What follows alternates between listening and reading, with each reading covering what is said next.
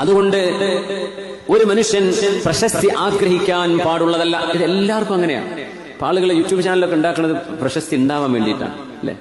നിങ്ങൾ അതിന്റെ അഡ്രസ്സ് പറഞ്ഞു കൊടുക്കും, നിങ്ങൾ സബ്സ്ക്രൈബ് ചെയ്യണേ, ബെൽ ബട്ടൺ അമർത്തണേ, എന്റെ ഒപ്പം കൂടണേ. അതൊന്നും വേണ്ട, നിങ്ങൾ തുടങ്ങിക്കോ, അള്ളാഹുവിന് വേണ്ടി തുടങ്ങിക്കോ. ഒരു ദഅവത്ത് ചെയ്യാൻ, ഒരു നല്ല കാര്യം അറിയിച്ചു കൊടുക്കുക. കൂടുതൽ കൂടിക്കോട്ടെ, ഒഴിഞ്ഞു പോയിക്കോട്ടെ, അതൊന്നും മൈൻഡ് ചെയ്യണ്ട. നിങ്ങൾ ചെയ്യുന്നത് പടച്ചവന് വേണ്ടി ചെയ്യാം.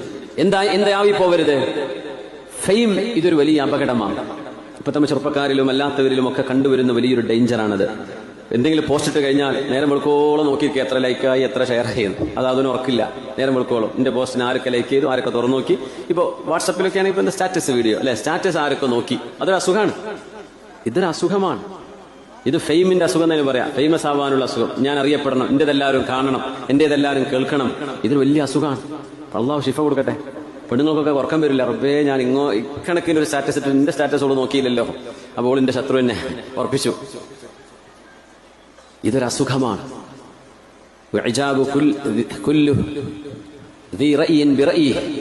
ഓരോരുത്തരും അവനവന്റേത് ആളുകൾ ഇഷ്ടപ്പെടണം. എന്റെ അഭിപ്രായം ആളുകൾ സ്വീകരിക്കണം, എന്റെ അഭിപ്രായം ആളുകൾ അംഗീകരിക്കണം എന്ന് ഒരു മനുഷ്യന് തോന്നിത്തുടങ്ങിയാൽ ഭൂമിന്റെ മുകളിൽ നിൽക്കുന്നതിനേക്കാൾ നല്ലത് ഭൂമിന്റെ ഉള്ളിലേക്ക് പോയി മരിച്ചടക്കലാണ്. മഹാനായ റസൂലുള്ളാഹി സ്വല്ലല്ലാഹു അലൈഹി വസല്ലം നമ്മൾ ചെയ്യുന്നത് ശരീഅത്തിന് സമമായിരിക്കണം, ശരീഅത്തിന് അനുചിതമായിരിക്കണം. അള്ളാഹും റസൂലും ഇഷ്ടപ്പെടാത്തത് ചെയ്യരുത്. അള്ളാഹു റസൂലും ഇഷ്ടപ്പെടുന്നതാണ് നമ്മൾ ചെയ്യുന്നത്. അള്ളാഹുക്ക് വേണ്ടി ചെയ്യാം.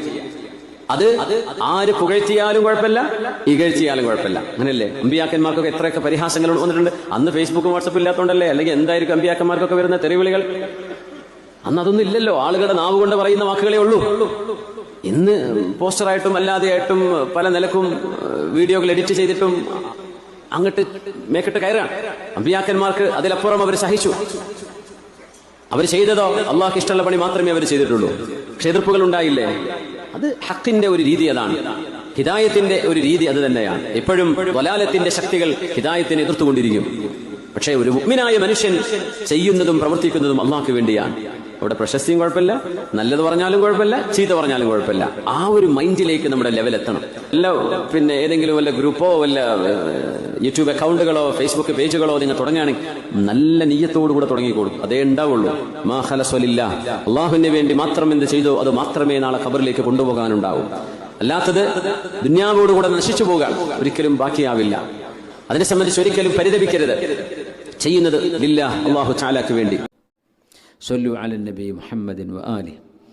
اللهم صل على سيدنا محمد.